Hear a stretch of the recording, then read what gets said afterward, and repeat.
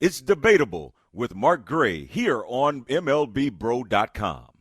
Happy Father's Day, everybody. It's the OG along with the Man Ram. Man Ram, happy Father's Day to you. And in keeping with the theme of the season, we must open up the can on that age-old debate about the great father and son combinations. And the one that comes to mind, the ultimate comparison for our generation has to be Team Bonds versus Team Griffey. Which team are you rolling with, my friend?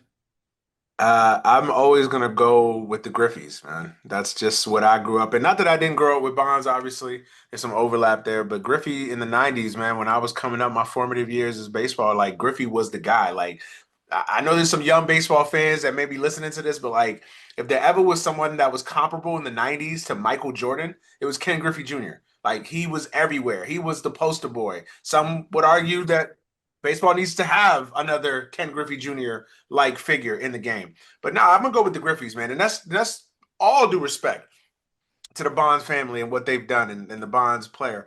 But I just think that the Griffeys, man, they had that first cool moment, father and son duo. They'll start, in the outfield or play in the same game together, hit home runs in the same game together. I mean, they kind of started the blueprint. Unfortunately, we never got to see Bobby and Barry in the same game or hit a home run in the same game or have the same impact. Their careers didn't overlap each other. So I think that that's why Murphys, man, that's just such a cool thing to I, experience. you know something? In defense of my case for the Bonds, I can make a compelling argument that when Bobby was part of Yep. Dusty's coaching staff while Barry was doing big things Hmm. was as surreal a moment as any time in the golden age of Black American baseball. But when you start, really crunching the numbers and you start looking at it, it's phenomenal. Now, I will say one thing about this. Ken Griffey uh, Sr. was a vital cog in the Cincinnati Reds' big red machine. He wasn't a superstar talent like his son was that could literally put a No. team on his back. But Griff Jr., to his credit, three-time All-Star, two-time World Series champion. He hit for average. He stole bases. He did things that a championship team needs a glue player like him Hmm. to do. Kind of more like outfield version of Willie Randolph when the Yankees were good back during that What team. they call a baseball player, just a Right, guy that just knows how to play the game. right, Yep. right. All right. But the Bonds thing is kind of ridiculous statistically. I mean, you just look at the body of work that they did as a family from the standpoint that as a family, they the first to combine for at least 300 career home runs, and they stole 400 bases, and both of them went 20 home runs, 20 stolen bases at least Yeah.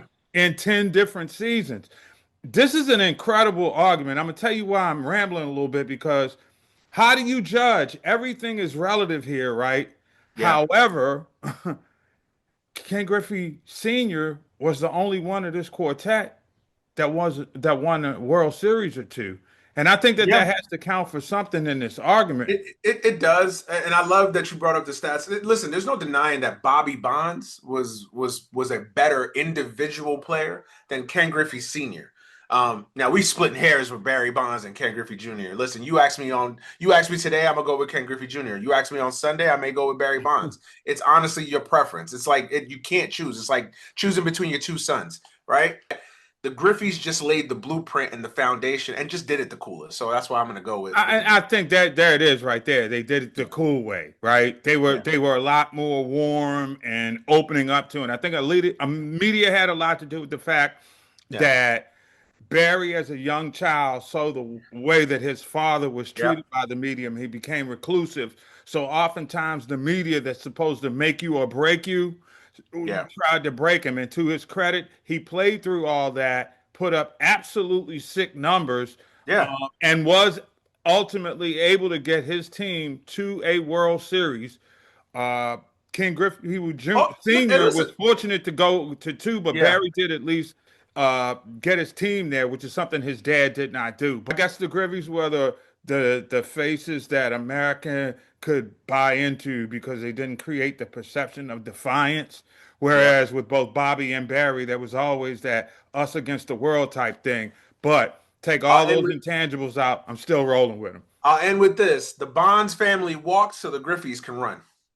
How's that for some philosophy? Philosophy, good stuff. Hey man, for the man Ram, I'm the OG. That's the debate for this week. For more right now, go to MLBBro.com.